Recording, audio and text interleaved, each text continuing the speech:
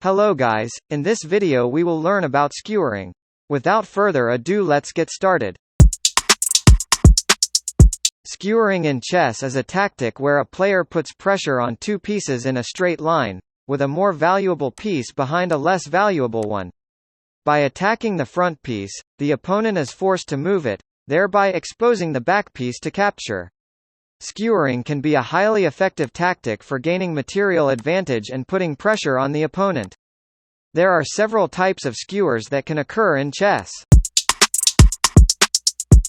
In this type of skewer, a bishop attacks a less valuable piece, such as a knight or a pawn, that is positioned in front of a more valuable piece like a queen or a rook. If the less valuable piece moves out of the way, the more valuable piece is left unprotected and can be captured. A rook skewer involves a rook attacking a less valuable piece, such as a pawn or a minor piece, that is blocking the path to a more valuable piece behind it. If the front piece moves, the back piece becomes vulnerable to capture.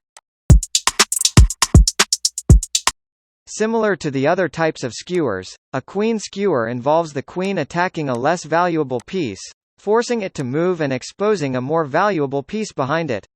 The queen skewer can be especially powerful because the queen is the most powerful piece on the board. Thank you for watching. In the next video we will learn about chess notations.